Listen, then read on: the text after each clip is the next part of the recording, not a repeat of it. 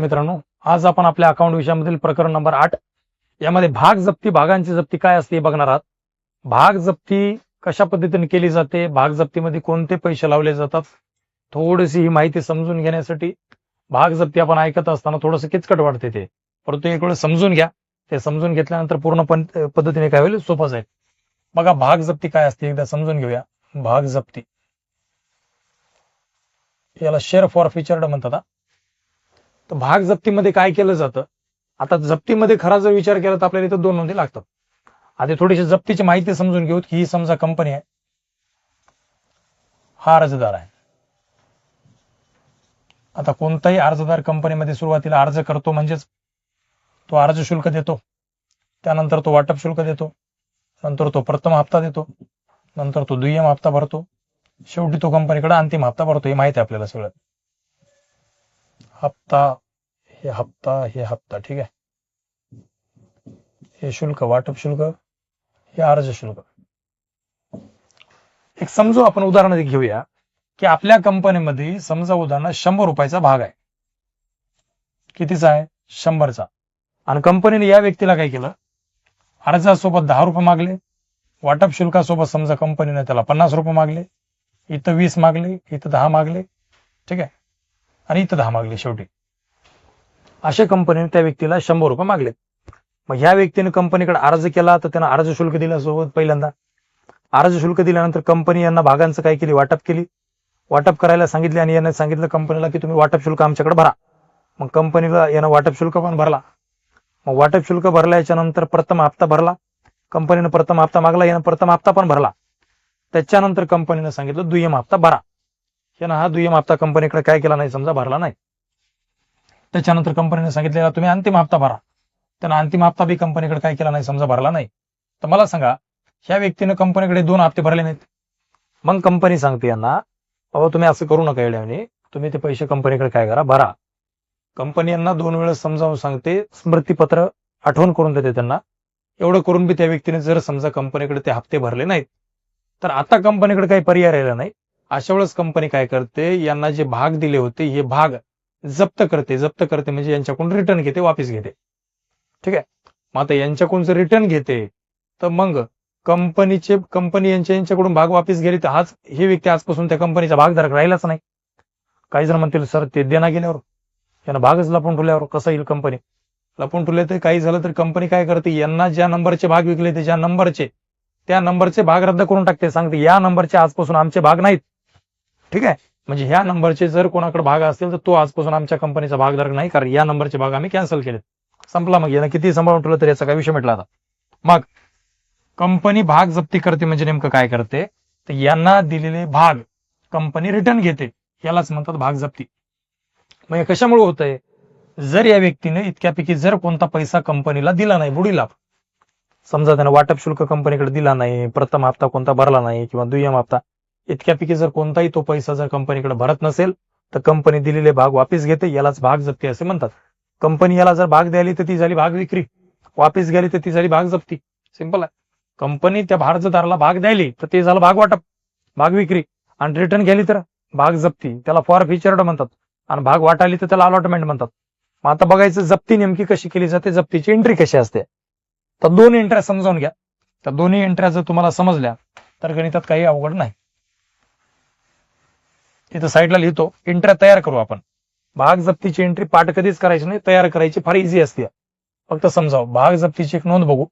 नोंद असं लक्षात ठेवा, भाग भांडवल खाते नावे, नोंद तयार करायला आपण.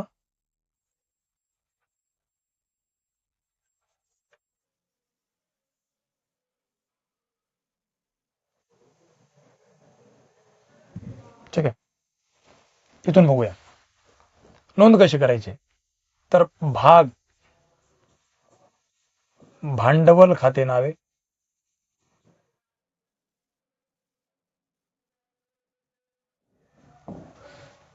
भाग भांडवल खाते नावे, भाग जप्ती खाते जमा. भाग जप्ती खाते जमा. व्हिडिओ जरी मोठा झाला तरी बघून घ्या, कारण हे फार इम्पॉर्टंट आहे. अख्ख्या भाग जप्तीचं पूर्ण आपण क्लिअरली करून टाकू.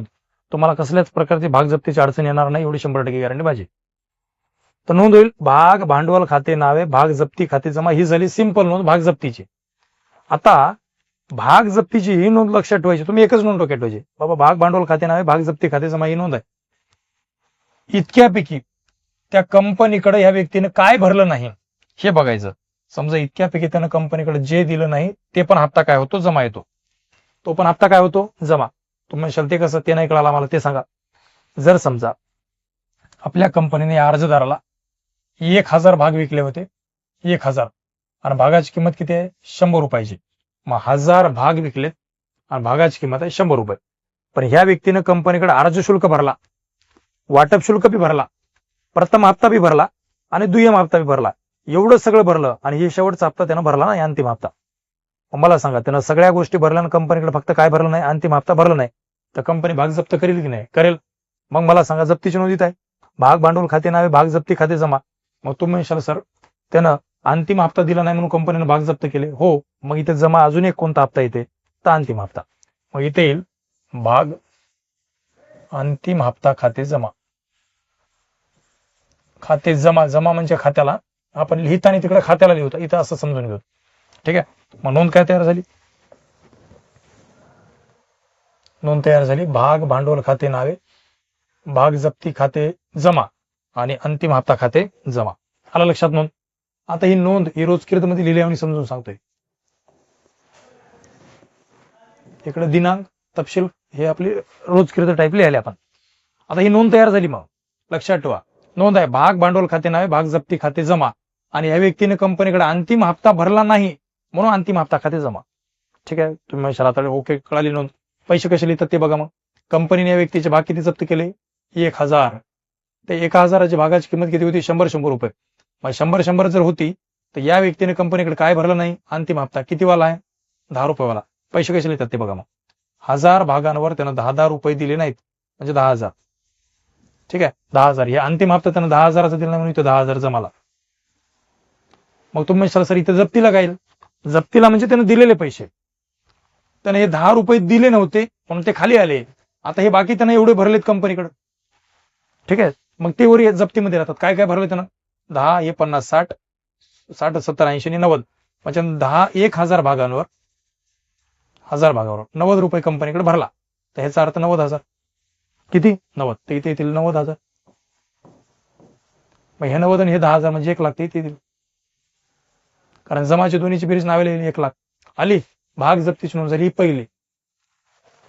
क्लिअर आहे इथपर्यंत. भाग जप्तीची नोंद पहिली कळाली का, ओके. तुम्ही समजली. आता दुसरी नोंद एक ट्राय करायला, आपण नोंदी बनवायला फक्त कळतात, कारण भाग जप्ती लय अवघड आहे म्हणतात काही जण, ते अवघड नसते, सोपीच असते, फक्त समजून घ्या.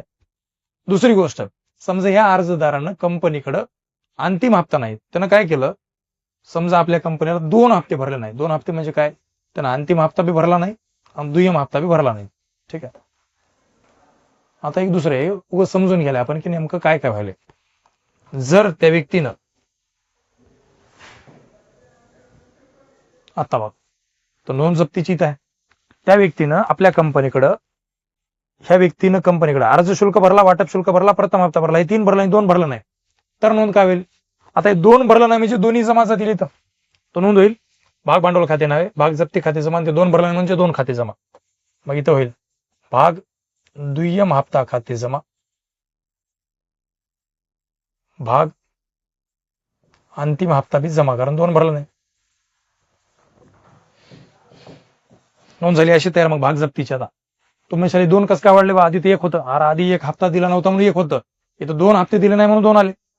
मग आता नोंद तीच आहे. पैसे कसे लावायचे ते बघा. या व्यक्तीची कंपनीने किती भाग जप्त केलेत, 1000. मग 1000 भागांवर अंतिम हप्ता 10,000 रुपयाचा आहे, हे दिला नाही, हा बुडीला आहे, तर 1000 भागांवर 10 रुपये म्हणजे 10,000. दुय्यम हप्ता बी कितीचा आहे, 1000 भागावर हे बी 10,000 रुपये दिले नाही, तर हे 10 गुणले म्हणजे हे 10,000, तर पैसे लावायचे. मग अंतिम हप्त्याचे 10,000 दिले नाही ते 10, दुय्यमचे बी 10 दिले नाही ते हे 10. मग तुम्ही जप्तीला कोणते, जप्तीला दिलेले पैसे, मग त्याने दिलेत काय, हे 2 दिलं नाही म्हणजे याचा अर्थ हे 1 2 3 दिले, इतके 10 5 50 60 70 80 80 रुपये दिले ना. मग किती, 1000 भागावर 80 रुपये दिला म्हणजे किती हजार, 80,000. ते इथे येतील जमाला 80 80 90 1,00,000, तर टोटल इथे नावेला 1,00,000. क्लिअर. भाग जप्ती कळाली, जरा बरी वाटत असेल, अरे यार हे तर बरं दिसाले. तिसरी गोष्ट, जर समजा कंपनीला त्या व्यक्तीनं आता हे 3 गोष्टी दिल्या नाही, ठीक आहे ना, आतापर्यंत किती दिलं, 2 दिलं, मग आता हे समजा तिसरं दिलं नाही, तर आता काय करायचं? ठीक आहे,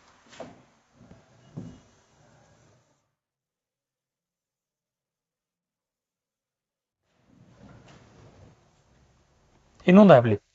आता समजा त्या व्यक्तीला किंवा ह्या व्यक्तीनं कंपनीकडे अर्जदारांना प्रथम हप्ता, दुय्यम हप्ता, अंतिम हप्ता हे 3 दिलं नाही, फक्त भरलं होतं वाटप शुल्कापर्यंत, हे आणि हे 2च भरलं होतं आणि बाकी 3 भरलंच नव्हतं. कंपनी मागून बेजार आहे, अर्धे दे ते काही त्याचा विषय नाहीच. आता कंपनी त्याचे भाग जप्त करेल. मग आता भाग जप्त करेल तर नोंद काय करेल? नोंद तर ती डोक्यात ठेवा, भाग भांडवल खात्यानं भाग जप्ती खाते जमा, आणि हे झाल्यावर जे दिलं नाही ते जमा. जे दिलं नाही ते जमा म्हणजे काय, कंपनीनं मागलं होतं, मागून त्यानं दिलं नसेल तर ते जमा. तर आता इथं 3 जण ह्या 3 गोष्टी त्यानं दिलं नाही, तर कसं लावेल कंपनी हिसाब? ते 3ही जमा म्हणेल. या नोंदीमध्ये भाग भांडवल खाते नाव आहे, भाग जप्ती खाते जमा, ते 3 दिलं नाही ते 3ही जमा म्हणेल. भाग प्रथम हप्ता खाते जमा, भाग दुय्यम हप्ता खाते जमा, आणि भाग अंतिम हप्ता खाते जमा. क्लिअर? जे दिलं नाही ते लावायला जमा. आधीच्या वेळेस 1 दिलं नव्हतं म्हणून 1 जमा, 2 दिलं नाही 2 जमा, 3 दिलं नाही 3 जमा. आता पैसे कसे येतील? 1000 भागावर, यानं 1000 भाग जप्त केले ना कंपनीचे, 1000 भागावर या अंतिम हप्त्याचे 10,000 रुपये, अंतिमच्या पुढे 10,000. दुय्यमध्ये 1000 भागांवर 10,000 रुपये, ह्याचे बी 10,000. आता प्रथम हप्ता तर 20 रुपयाचा आहे, मग 1000 भागावर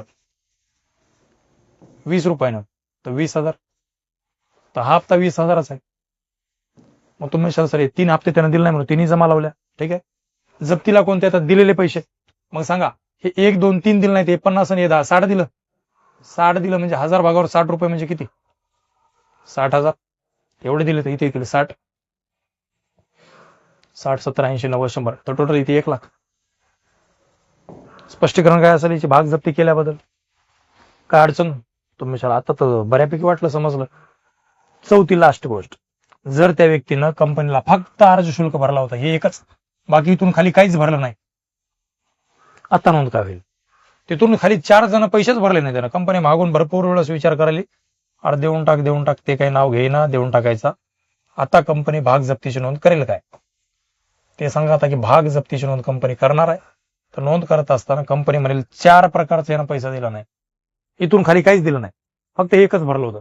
आता नोंद काय होईल? मग 4ही जमा जातील ना. 4 दिलं नाही म्हणजे 1 दिलं नाही ते 1 जमा, 2 दिलं नाही 2 जमा, 3 दिलं नाही 3, 4ही दिलं नाही तर 4ही जमा. इथं नोंद होईल. मग भाग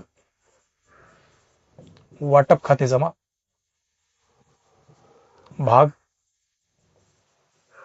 प्रथम हप्ता खाते जमा, भाग दुय्यम हप्ता खाते जमा, आणि भाग अंतिम हप्ता खाते जमा. अशी नोंद तयार झाली. आता ही तुम्ही हळूहळू वाढत चालली. ते जे दिलं नाही ते लागल, तर पैसे कसे लिहाल? अंतिम हप्त्याचे ह्याचे 1000 भाग जप्त केले, तर 1000 भागावर 10,000 रुपये म्हणजे 10,000 याला.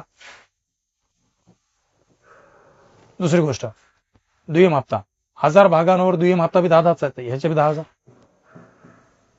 हे जमा आहेत म्हणून जमात लिहिलो, हे नावे जमा. त्याच्यानंतर प्रथम हप्ता 20चा आहे, तर 1000 भागावर 20 म्हणजे 20,000, तर हे 20,000 नाही. आणि दुसरी गोष्ट ना, वाटप शुल्कही भरला नाही कंपनीला, तर वाटप शुल्क कितीच आहे? 50चा, तर 1000 भागावर 50 रुपये हे बी भरलं नाही, तर 50,000 हे.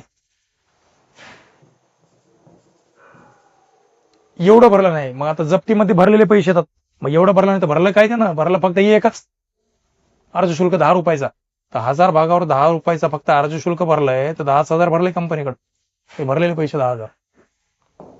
हे सगळ्यांची बेरीज जमाची एकट्याला नावेला 10 50 60, टोटल मिळून 1 लाख. स्पष्टीकरण भाग जप्ती केल्याबद्दल काय अडचण? भाग जप्तीची नोंद कळाली? तुम्ही म्हणशाल हो कळाली. आता दुसरी गोष्ट, थोडंसं कळायला, थोडंसं याच्यात किचकट गोष्टी आहेत, ती समजते का बघा. तुम्ही म्हणशाल सर आता एवढं तर समजलं की त्यानं जे दिलंय ते इथं जप्ती असते, जे दिलं नाही ते खाली जमा येते. पण दुसरी गोष्ट आपण असं लक्षात ठेवायचं की त्या व्यक्तीनं कंपनीला जे दिलं आणि जे नाही दिलं ते तर कळालं, परंतु कंपनीने याचे भाग जप्त कधी केले हे फार महत्वाचं राहते. जप्त कधी केले म्हणजे काय, तर शेवटपर्यंत वेट करून जप्त केले का त्याच्या आधीच जप्त केले ते बघावं लागते. ते म्हणजे तुम्ही ते नाही कळालं ते सांगा आता, ते बघूत आता आपण. ठीक आहे, हे तर पूर्व कळालं. आता दुसरी गोष्ट, समजा असं झालं,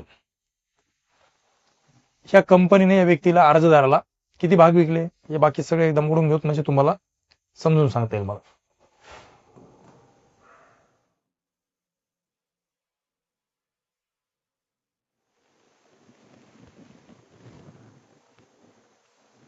जप्तीची नोंद थोडस समजण्यासाठी किचकट वाटेल, पण एकदा समजल्याच्या नंतर तुम्हाला कशीही जप्ती येऊ जा, कसल्याही प्रकारची अडचण येणार नाही. बीकॉम सेकंड इयरला हे चॅप्टर आहे. ठीक आहे, इश्यू ऑफ शेअर्स म्हणून, तिथेही तुम्हाला हे पुऱ्या डिटेल्स मध्ये असंच आहे. फक्त इथं समजलं तर बीकॉम सेकंड इयरच्या विद्यार्थ्याचं कॉर्पोरेट अकाउंट मधलं हे समजून जाईल. आता इथं बघा नेमकं काय असते. भाग जप्ती, कंपनीने या व्यक्तीला 1000 भाग विकले होते, यानं पैसे भरणा गेल्यानं कंपनीने वापस घेते. आता इथं मी जेव्हा सांगितलं तेव्हा काय काय दिलं नाही ते सगळं जमा लावलो, पण फक्त एवढंच आहे, कंपनीने ह्याचे भाग जप्त कधी केले हे बघावं लागते. समजू आपण 100 रुपयाचा भाग आहे, कंपनीने काय केलं, या व्यक्तीला अर्ज शुल्क काय केला, भरायला सांगितलं, यानं भरला. कंपनीला वाटप शुल्क भरायला सांगितलं, यानं भरला. कंपनी माग आली, यानं भरायला, ते लक्षात ठेवा. नंतर कंपनी याला प्रथम हप्ता मागितला, यानं भरला. त्याच्यानंतर कंपनीने काय केलं, याला दुय्यम हप्ता बी मागितला, यानं भरला. नंतर कंपनीला अंतिम हप्ता बी मागितला, पण यानं भरला नाही, अंतिम हप्ता भरला नाही. मग कंपनीने याला मागला कोणता हप्ता, अंतिम पर्यंत मागलं सगळं, यानं अंतिम हप्ता भरला नाही. तर कंपनी काय करते, अंतिम हप्त्यापर्यंत मागलं होतं, यानं हे एकच भरलं नाही, याचा अर्थ ही एकटं जमा लावते तिथे, या नोंदीच्या खाली इथे एकटं जमा लावते. तुम्ही हा चला ते तर आधी सांगितले, आताही सांगायला. दुसरी गोष्ट, कंपनीला अंतिम हप्त्यापर्यंत मागलंच नव्हतं, कंपनीनं काय केलं, पैसे मागतानीच त्याला अर्ज शुल्क भर म्हणून सांगितलं, त्यानं अर्ज शुल्क भरला. त्यानंतर वाटप शुल्क भर म्हणून सांगितलं, त्यानं वाटप शुल्क भरला. कंपनीने त्याला प्रथम हप्ता भर म्हणली, त्यानं भरला. कंपनीने त्याला दुय्यम हप्ता भरायला सांगितला, यानं दुय्यम हप्ता भरला नाही. कंपनीनं परत दुय्यम हप्ता याला भरायला सांगितलं, यानं भरला नाही.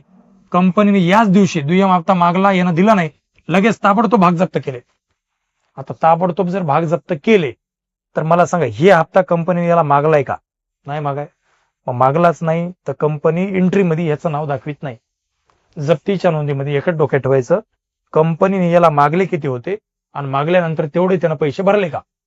मग कंपनीला इथपर्यंत मागले होते, इथपर्यंत मागले होते, परंतु त्यानं काय केले, चौघापैकी 1 2 3 भरले, हा भरला नाही म्हणून कंपनीने भाग जप्त केले. ताबडतोब जप्त केले तर मला सांगा, ह्याच्यानंतरच जप्त केले, त्याचा काही संबंधच नाही.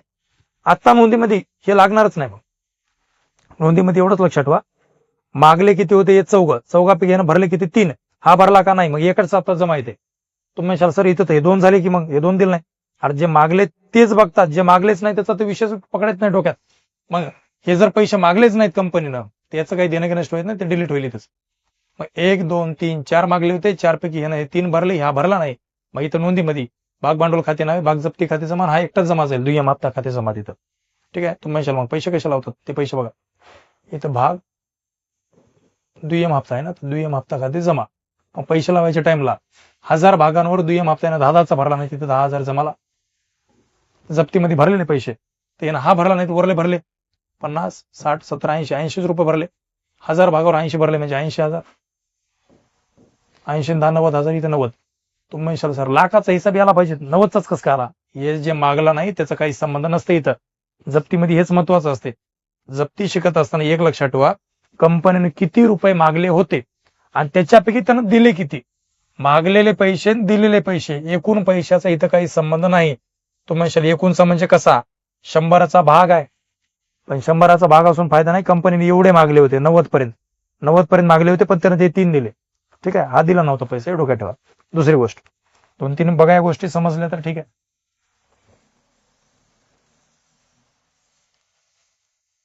इथं अंतिम हप्ता होता ना, अंतिम हप्ता 10चा होता. समजा आता मी म्हणलं होतं इथपर्यंत मागले, त्यानं हे दिला नव्हता. आता दुसरी गोष्ट काय करू, कंपनीकडे ह्यानं अर्ज शुल्क भरला, कंपनीनं नंतर वाटप शुल्क त्याला काय केला, मागला, त्यानं भरला. नंतर कंपनीने त्याला प्रथम हप्ता मागला, परंतु त्यानं काय केलं नाही, भरला नाही. मग कंपनीने प्रथम हप्ता मागल्यावर भरलाच नाही तर कंपनीने इथेच भाग जप्त केले त्याचे. समजा त्यानं दिलं नाही, कंपनी म्हणजे देत नाही तर भाग जप्त. मग भाग जप्त झाले तर मला सांगा हे दोन कंपनीनं मागले का? नाही मागाय. मग हे मागलेच नाही याचा तर विषयच नाही. कंपनीनं मागलेत किती त्याच्यापैकी त्यानं दिलेत किती. तर कंपनीने 1, 2, 3 मागले होते त्याच्यापैकी त्यानं हे भरला नाही, हा भरला नाही म्हणून कंपनीने भाग जप्त केले. मग जर भाग जप्त कंपनीने केले तर या दोघाचा तर काही विषय नाही. मग ह्या दोघाचा काही विषय नाही तर हे दोन तर लिहायचेच नाहीत. मागले होते 3, 3 पैकी त्यानं 2 भरले, हे भरलं नाही तर एकच हप्ता जमा येईल. मग इथे येईल भाग प्रथम हप्ता खाते जमा. ठीक आहे. मग तुम्ही म्हणशाल सर हे बी 2 लावा का? तर सर हे दिलं नाही म्हणजे हे बी दिलं नसेल. अरे जे मागलंच नाही त्याचा विषयच नाही रे. तुम्ही मला सांगा, आपण एखाद्याला एखादी गोष्ट म्हणल्या त्याला म्हणलं बाबा तुझ्याकडे जे 10 रुपये जे आहेत की नाही ते राहू दे, पण त्याच्यापैकी आता मला 5 दे. आपण एखाद्या व्यक्तीला 10 रुपये दिलेत पण तुम्ही त्याला 10 पुरे मागण्या गेल्या, त्याला तुम्ही म्हणल्या मला त्याच्यातले 5 दे. 5 दे म्हणल्यावर त्याने तुम्हाला 3 रुपये दिले. मग 3 रुपये दिल्यावर तुम्ही त्याला 10 रुपये मला दिले नाही असं म्हणू शकता का? नाही ना. तुम्ही त्याला मागले किती होते? 5. त्याने दिले किती? 3. तुम्ही म्हणशाल मी 5 मागले होते पण त्याने 3 दिले, 2 दिलेच नाही. तुम्ही म्हणणार का मी त्याला 10 दिलते त्याच्यातले यानं 3 दिले म्हणजे 7 बाकी आहेत. तुम्ही जे मागलेत नाही त्याचं नंतर बघू. मागले नाही तर मागायचा विषय नाही. या व्यक्तीला तुम्ही 100चा भाग विकला मान्य आहे, पण तुम्ही त्याला त्याच्यापैकी किती मागले होते? इथपर्यंत. त्याच्यापैकी त्याने इथपर्यंत दिले, हे दिलं नाही. मग ह्याचा तर विषय नाही. तुम्ही म्हणशाल मी मागलो होतो इथपर्यंत पण त्याने हे 2 दिलं, हे दिलं नाही. मग याचाच विषय तिथे लावायचा. प्रथम हप्ता खाते जमा. समजलं इथपर्यंत. मग त्याचे पैसे देतात. हे 20 रुपयाचा आहे. तर प्रथम हप्ता 1000 भागावर 20 रुपये म्हणजे 20,000. तुम्ही म्हणशाल हे दिलं नाही तर हे 2 दिलं, 50 आणि 10 60 दिलं, मग 1000 भागावर 60 म्हणजे 60,000 दिलं. दोन्हीची बेरीज 80. कळालं? या 2चा तर विषय नाही कारण इथपर्यंत कंपनीने पैसे मागलेच नाहीत. तुम्ही भाग जप्ती शिकत असताना डोक्यात थोडासा विचार व्यापक करून डोक्यात ठेवा. जिथपर्यंत पैसे मागले होते त्याच्यापैकी त्यानं किती दिले आणि किती बाकी राहिले, टोटलचा संबंध नाही. किती मागले होते. आता जर समजा कंपनीने सगळे मागले होते इथपर्यंत आणि इथपर्यंत मागल्यानंतर त्यानं काय केलं, हे 2 हप्ते भरलं नाही आणि इथून इतके 3 भरलं. मागले होते सगळ्याला सगळे मागले होते आणि 3 भरलं, 2 दिले नाही. हे 2 दिले नाही म्हणून 2 जमा लागतील. दुसरं उदाहरण, समजा कंपनीनं या इतक्यापैकी 1, 2, 3, 4 मागले होते त्याच्यापैकी त्याने हे 2 दिलं नाही, हे 2. 4 पैकी हे 2 दिलं नाही आणि हे तर मागलाच नाही तर हे 2 दिलं नाही ते 2 जमा राहतील. हे 2, हे तिसऱ्याला आणायचंच नाही कुठं, हे 2. तुम्ही म्हणशाल बरं समजा आम्हाला असं झालं की 1, 2, 3, 4 इथपर्यंत मागले होते 4 पर्यंत पण त्याने 1, 2, 3 भरलं नाही तर मग 3 जमाला जातील. मागले होते 4 त्याच्यापैकी हे 3 भरलं नाही म्हणजे 3 जमाला. ओके. तर एका डोक्यात ठेवा कंपनीने किती पैसे त्याला मागले होते त्याच्यापैकी त्यानं कंपनीला किती भरले आणि किती रुपये भरले नाहीत हे बघणे. जे मागलेच नव्हते त्याचा तो विषय घ्यायचा नाही. आली एंट्री. मग भाग जप्तीची एंट्री आता कशी बी हो जा, तुम्हाला भाग जप्तीची एंट्री मध्ये काय अडचण येणार नाही. ओके. मग आता भाग जप्तीची एंट्री ही एक लक्षात राहिली. तुम्ही म्हणशाल करेक्ट, आता मग झालं लक्षात. आता अजून एक एंट्री आहे भाग जप्तीची. ती म्हणजे कधी? प्रव्याजीची, वाढाव्याची, प्रव्याजीसह. जर गणित प्रव्याजीसह असेल तर काय करायचं हे समजलं. हे पूर्ण डिटेल्स मध्ये गणित झालंय. आता कसली डोळ्यापुढे आता एंट्री घेऊन ठेवा. एकच लक्षात ठेवायचं, कुठपर्यंत मागले होते त्याच्यापैकी कितीपर्यंत भरलेत. समजा 1, 2, 3, 4, 5 पैकी सगळे मागले होते पण त्याने हे 2 भरले नाही तर सगळे मागल्यामुळं हे 2 भरले नाही तर 2 जमाला जातील. तुम्हाला सर हे मागलंच नाही, काय केलं? समजा इथपर्यंत मागले होते, इथपर्यंत मागले होते आणि त्यानं काय केलं, 1, 2, 3 भरले, हे दिले नाही, म्हणजे हे जमाला जाईल. तुम्ही म्हणशाल बरं चला ठीक आहे डन.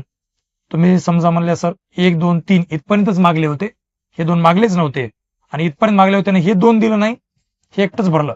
मग मला सांगा 1, 2, 3 मागले होते त्याच्यापैकी त्यांनी एकच दिले, 2 दिले नाहीत, हे 2 जमा जातील. मग तिथं जे मागलेत त्याच्यापैकी किती दिले नाहीत, किती दिलेत, जे दिले नाहीत ते खाली जमाला. कळालं? जे मागलेच नाही त्याचा तर विषय डोक्यात आणायचं नाही, ते सोडून द्यायचं. भाग जप्तीची एंट्री मध्ये भाग जप्तीची एंट्री कशी करतात ते सांगतो. आता दुसरं उदाहरण, ही एंट्री कळाली. मग आता याच्यात तुम्हाला भाग भांडवल खाते नावे, भाग जप्ती खाते जमा, जे भरलं नाही त्यानं, मागलं होतं पण भरलं नाही ते जमा. मग त्याला आपण थकीत हप्ता म्हणू शकता.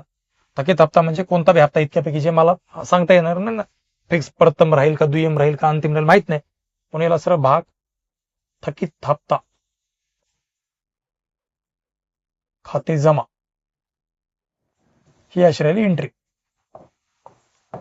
पुस्तकात बीच असेल, इथे बीज.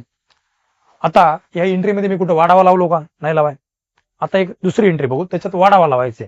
मग ते तुम्ही म्हणशाल कधी करायचं वाढावा लावायचं ते बघा. एंट्री नंबर 2, जप्तीच्या दोन्ही सांगालो, ही होईल नाही तर ही होईल, दोन्हीपैकी एकच जप्तीची होईल. ती नोंद कशी असते? भाग भांडवल खाते नावे, हीच नोंद आहे, ह्याच्यात काय बदल थोडी ना करणार आहे. जप्तीची नोंद म्हणजे हीच लिहिली खाली, पण दोन्हीपैकी एक होईल. भाग भांडवल खाते नावे, भाग जप्ती खाते जमा. आपण तेच करायला. आणि कोणता हप्ता मागला होता आणि ते दिलं नाही ते जमा, म्हणजेच कोणता भाग थकीत हप्ता खाते जमा. तो म्हणशाल सर आम्हाला तर वेगळ्यात काढल्या काय, फळ्यावर जी आधी लिहिली तीच कॉपी करून खाली लिहिली आणि वेगळी म्हणाल्या.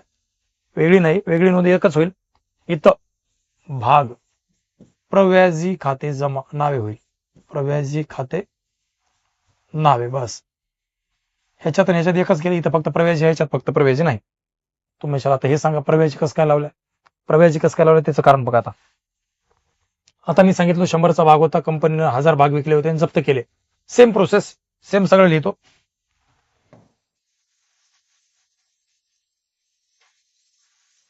आता हे बघा, अर्ज शुल्क होता पहिला 10चा, वाटप शुल्क होता 50चा, प्रथम हप्ता 10चा, दुय्यम हप्ता 10चा आणि शेवटी अंतिम हप्ता 10चा होता. ठीक आहे, हे 20चा होता. असं होतं. समजू काय झालं, गणित हे कंपनीने 1000 भागेला विकले होते 100 वाले, पण ते 100चा भाग कंपनीने काय केला 110 रुपयाला विकला, समजू वाढाव्याचा किंवा 120 ला, त्याच्यात 20 रुपये वाढावा होता, 20 रुपये. 100चा भाग 20 रुपये टाकून कंपनीने 120 रुपयाला विकला. आणि 20 रुपये घ्यायचे तर प्रव्याजीचे, प्रव्याजी. आणि प्रव्याजी कशात मिक्स आहे ते वाटप शुल्कामध्ये, तर गणित प्रव्याजीचं आहे, प्रव्याजीचं आहे. आता बघा, जप्तीच्या टाइमला कंपनी एकच काम करते, जर कंपनीकडे ह्या अर्जदारानं वाटप शुल्कापर्यंत, म्हणजे वाटप शुल्क जर कंपनीकडे दिला येतं ना, तर कंपनी बिनगोर आहे. बिनगोर या म्हणजे याचा अर्थ कंपनी काय करत नाही, ते वाटप शुल्क प्रव्याजीचे हे एंट्रीमध्ये कुठंच उल्लेख करणार नाही. म्हणजे अशा टाइमला एंट्री ही करेल. कधी म्हणतो ते त्यांना, जर या व्यक्तीनं अर्ज शुल्क बी भरला, वाटप शुल्क बी भरला, वाटप शुल्क यानं कंपनीकडे भरला म्हणजे ह्या 50 रुपयामध्ये, आता बघा हे समजा 50 ऐवजी 70 रुपये तिथं पुढे जातात, कारण ह्याच्यात 20 रुपये वाढायचे बी झाले. जो 100चा होता त्याला 50 केला, आता 120चा भाग पकडायला ना आपण, त्याला 70 पकडत होता. 120चा टोटल 10 17 80 9 100 10 120, 120चा टोटल आहे. 120 मध्ये 20 रुपये प्रव्याजीचे मिक्स आहेत, इथं आहेत ते प्रव्याजी म्हणून. आता ह्या व्यक्तीनं कंपनीकडे अर्ज शुल्क भरला, ठीक आहे, वाटप शुल्क बी यानं भरला. आता यानं जर वाटप शुल्क कंपनीकडे भरला तर हे 70 रुपयामध्ये याने 70 भरले कंपनीकडे, त्या 70 मध्ये प्रव्याजीचे 20 रुपये यानं कंपनीकडे भरले की नाही, भरले. मग आता जर कंपनीकडे प्रव्याजी वाढावा आला तर कंपनी खुश आहे, कंपनी दुःखी अजिबात नाही, कारण 20 रुपये जे एक्स्ट्रा भेटणार आहे ते पैसे भेटले म्हणते कंपनी. अशा टाइमला कंपनी प्रव्याजीचा पैसा भेटल्यावर, प्रव्याजीचा पैसा भेटल्यावर जप्तीच्या नोंदीमध्ये प्रव्याजी दाखवत नाही म्हणजे नोंद करते, सिंपल वाली. पण जर कंपनीकडे प्रव्याजीचा पैसा भेटलाच नसेल, वाढाव्याचा पैसा भेटलाच नाही, तर कंपनी दुःख साजरा करते, सगळ्याला वाजेगाजेच सांगते की आम्हाला वाढावा भेटला नाही, वाढावा भेटला नाही. म्हणजे काय, तर या वाढाव्याच्या एंट्रीमध्ये, ह्या एंट्रीमध्ये जप्तीच्या वाढावा शब्द दाखवते. ते कधी होते, जर या कंपनी व्यक्तीनं फक्त कंपनीकडे अर्ज शुल्कच भरला हा, आणि इथून खाली काहीच भरलं नाही, तर मग म्हणते कंपनी या व्यक्तीचा आम्हाला वाटप शुल्कामध्ये 70 मध्ये प्रव्याजीचे 20 येणार होते, आणि यानं फक्त एकच भरले, बाकी सगळं भरलं नाही. बाकी भरलं नाही म्हणजे आमच्याकडे याचे प्रव्याजीचे पैसे आलेच नाहीत. मग आले नाहीत तर आमची जी एक्स्ट्रा कमाई होणार होती 20 रुपये ती आमच्याकडे आली नाही. मग कंपनी दुःखात आहे, टेन्शन मध्ये आहे, ती सगळ्याला सांगते, ज्याला त्याला भेटलं त्याला, इकडे काय आम्हाला यानं वाढावा दिलाच नाही. मग असं सांगते म्हणजे या नोंदीमध्ये दाखवते, वाढावा दाखवते. मग सिंपल डोक्यात ठेवा, जर कंपनीकडे वाढावा आला तर कंपनी दाखवणार नाही, आणि जर वाढावा आला नाही तर मात्र सगळ्याला सांगेल आला नाही, आला नाही. ठीक आहे ना, आपल्या इथे एक तसंच होते, जर काही पैसे येणार होते जर आले नाहीत तर आपण सांगता की नाही इतके इतके येणार होते आणि दिले नाहीत. तसंच आहे, जर कंपनीकडे या व्यक्तीनं वाढावा दिला तर कंपनी कोणाला सांगत नाही, तेरी बी चुप मेरी बी चुप, चुप राहते, दाखवतच नाही. पण जर वाढावा आला नाही तर मात्र गावाचा गर्दा सगळ्याला सांगते वाढावा दिला नाही, वाढावा दिला नाही. मग जर कंपनीकडे वाढावा आला नाही तर इथं वाढावा, काही जण उलट डोक्यात होतात, त्याला वाटते कंपनीकडे वाढावा आला तेव्हा दाखवतात. अरे कसं दाखवी, जेव्हा आला तेव्हा दाखवणार नाही, जेव्हा नाही आला तेव्हा दाखविल एंट्रीत, ते डोक्यात ठेवा. उलट राहील इथं, जर कंपनीकडे वाढावा आला तर कोणाला सांगणार नाही, चुप राहील. म्हणजे ही एंट्री करेल, वाढाव्याचं नावेला नाही, जमाला बी नाही. आणि जर कंपनीकडे वाढावा आला नाही तर मात्र म्हणेल आमच्याकडे त्या व्यक्तीचा वाढावा आला नाही. ठीक आहे, हे जप्तीच्या नोंदी सांगतो. जप्तीच्या अगोदर भाग विक्रीची नोंद होती 2 नंबरला, वाटप शुल्क मागू लागले ना आपण, त्या वाटप शुल्काच्या मागवीच्या नोंदीमध्ये वाढावा जमाला जाते, प्रव्याजी जमाला जाते, माहित राहा. इथं नावेला येईल. नावेला काय येईल, तिथं कंपनी वाटप काय करू लागली, याला भाग विकू लागली, तेव्हा त्या विक्रीच्या नोंदीमध्ये वाढावा जमाला आहे. इथं जप्ती करायला म्हणजे वापिस गेली. मग वापिस गेली याचा अर्थ इथं नावेला येईल, नावेत वाढावा, हे लक्षात राहू द्या. मग बघा आता नोंद काय होईल. जर ह्या व्यक्तीनं कंपनीकडं अर्ज शुल्क भरला, वाटप शुल्क बी भरला, समजा हे बी भरलं, समजा मग हे जर भरलं तर कंपनीकडे हे वाटप शुल्क भरला तर कंपनी म्हणेल ह्याचा आमच्याकडे प्रव्याजी आलाय. आता कुठं कोणाला सांगायचं नाही, कारण ह्याचा वाटप शुल्कापर्यंत पैसे आले म्हणजे प्रव्याजी कंपनीकडे आला. जर प्रव्याजी कंपनीकडे आला तर कंपनी कोणाला सांगणार नाही, चूप. आणि ह्या व्यक्तीने काय केले, 3 पैसे भरले नाही, 3, तर कंपनीची नोंद काय करेल रे, ही नोंद करेल. कंपनी नोंद करेल अर्ज खाते नावे, वाटप खाते नावे, नाही वाटप तर घेणारच नाही, जे दिलंय ते घेणार नाही, जे नाही दिलं ते. समजा आपण 1 2 3 4 5 मागले होते, त्याच्यापैकी त्यानं काय केलं, 1 2 3 4 भरलं, समजा असं पकडतो. हे भरले आणि हे नाही भरले, एकच नाही भराय, तर कंपनी नोंद काय करते माहिती का, हे एकच नाही भरलं, एकच खातं जमा.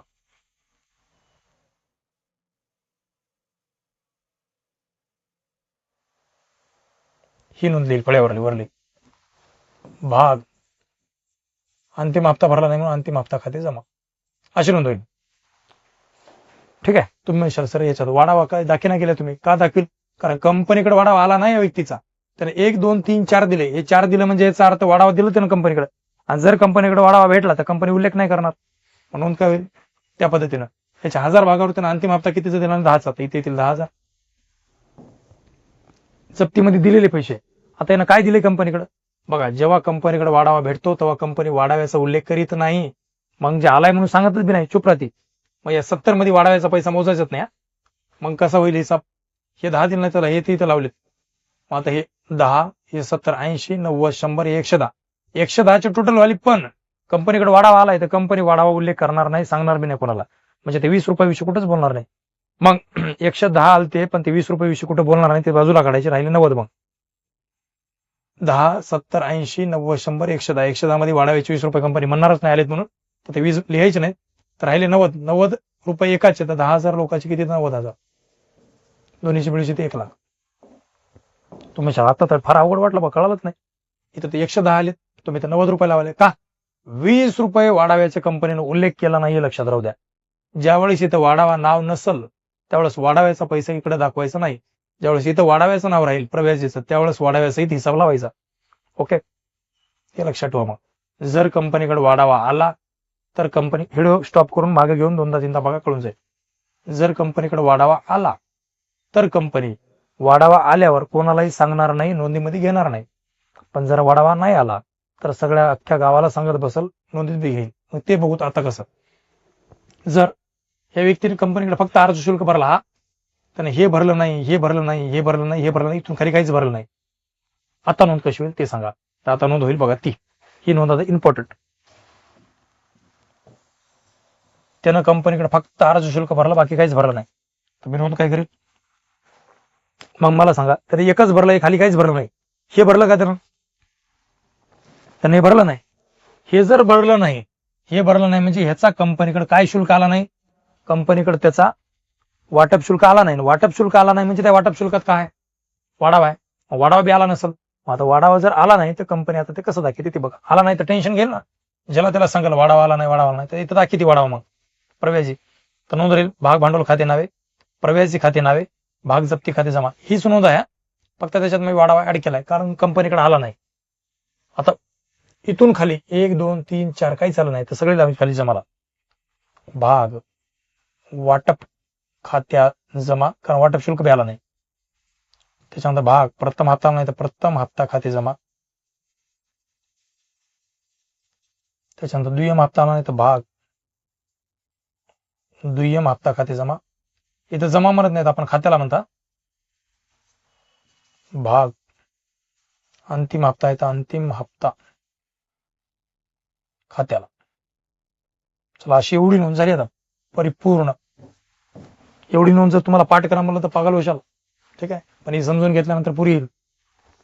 आता इतक्यामध्ये तुम्हाला टोटल फक्त पैसे लावायचे, कोणाचे कुठे लावायचे हे बघूया. आता 1,000 भागावर त्यांना अंतिम हप्ता 10चा दिला नाही, तर 10,000 इथं. 1,000 भागावर त्यांना दुय्यम हप्ता 10चा दिला नाही, तर 10,000 पुन्हा इथं. ह्याच 1,000 भागावर त्यांना 20 रुपयाचा दुय्यम हप्ता प्रथम हप्ता दिला नाही, तर 20,000 इथं. त्याच्यानंतर वाटप शुल्क दिलं नाही. आता वाटप शुल्क हे 70ला 70 पकडायचे, त्याच्यात वाढावा बाजूला काढायचं नाही का, कारण त्याने कंपनीला दिला नाही. मग कंपनीला दिला नाही तर आपण इथं वाटप शुल्क प्रव्याजी लावली आहे ना, प्रव्याजी एंट्री मध्ये लावली म्हणजे प्रव्याजी टोटल करा. वरी प्रव्याजी एंट्री मध्येच नाही म्हणजे बिना प्रव्याजीची टोटल करा. तर इथं 70 रुपये सहित करू. मग 1,000 भागावर 70 रुपये दिला नाही म्हणजे 70,000. आता तुम्ही जप्तीला काय घेता, जप्तीला दिलेले पैसे त्यानं दिलंच काय, मग हे 10 रुपये फक्त. 1,000 भागावर 10 दिलं म्हणजे 10,000. हे सगळे जमा जमा जमा जमा जमा म्हणजे सगळे जमावले झाले. आता दोघच राहिले नावेला. तो म्हणजे इथं पैसे कसे लिहायचे आता इथं कसे लिहायचे तिथं बघायचं. प्रव्याजीला प्रव्याजी किती रुपयाचा आहे, 20 रुपयाचा. मग 1,000 भागावर 20 रुपयाने किती रुपये असतील, 20,000. मग त्यांना प्रव्याजीचे 20,000 रुपये दिले नाही नावेला आहेत. आता राहिली टोटल बघू तर हे 10 10 70 80 90 100 1 आणि 1,20,000 सगळे जमाला मिळून 1,20,000 आहेत. मग जमाला 1,20,000 आहेत, दोघांमध्ये नावेला बी 1,20,000 पाहिजे, त्याच्यापैकी 20 इथं आहेत, तर इथं फक्त 1,00,000 लागतील. ठीक आहे, एंट्री खतम. भाग जप्तीची एंट्री डोक्यात ठेवणे. किती रुपये मागले होते त्याच्यापैकी त्यानं किती दिले. आता ह्या बी एंट्रीमध्ये समजा 1 2 3 4 5 इतके मागले होते, त्याच्यापैकी त्यानं एकच दिलं बाकी दिलं नाही म्हणून एवढं लावलं. पण इच्छामध्ये बी 1 2 3 4च मागले होते आणि समजा हे 2 दिलं नाही, हे 2 दिलं नाही तर मी 2च लावेल. समजा 1 2 3 4 मागले होते आणि त्याच्यापैकी समजा एकच दिलं बाकी 3 दिलं नाही तर 3 लावेल. समजा हे 3 मागले होते त्याच्यापैकी हे 2 दिलं नाही तर हे 2 लावेल. समजा हे 2च मागले होते त्याच्यापैकी हे दिलं नाही ते एकटंच जमाला लावेल. कळालंय. जप्तीची नोंद लक्षात ठेवा, किती मागले होते आणि किती दिले नाही. आणि दुसरी गोष्ट, कंपनीकडे वाढावा आलाय का नाही आलाय. जर कंपनीकडे वाढावा भेटलाय म्हणजे ह्या पैशाचं इथपर्यंत कंपनीकडे जर भेटला असेल, इथपर्यंत वरलं इथपर्यंत भेटलं म्हणजे कंपनीकडे वाढावा आलाय हे लक्षात ठेवा. आणि जेव्हा कंपनीकडे वाढावा येईल तो वाढावा नोंदीत दाखवणार नाही म्हणजे अशी नोंद करेल आल्यावर. आणि जर कंपनीकडे वाढावा आला नाही म्हणजे फक्त हेच पैसा आला बाकी खाली आलं नव्हतं म्हणजे हे आलं नव्हतं, तर मग मात्र टेन्शन घेईल कंपनी. बरोबर, रडेल कंपनी, म्हणेल आम्हाला कोणता शुल्क आला नाही, वाढाव्याचा पैसा आला नाही, वाढाव्याचा पैसा आला नाही. ज्याला त्याला सांगेल म्हणजे एंट्रीत दाखवल, एंट्रीत दाखवली म्हणजे टोटल मध्ये दाखवल. इथे एंट्रीत नाही तर इथे टोटल मध्ये दाखवणार नाही, ते कॅन्सल किंवा ते 70 मधून 20 बाजूला ठेवून बाकीचा 50चा हिसाब लक्षात ठेवायचा. ओके, जप्तीमध्ये काय आता अडचण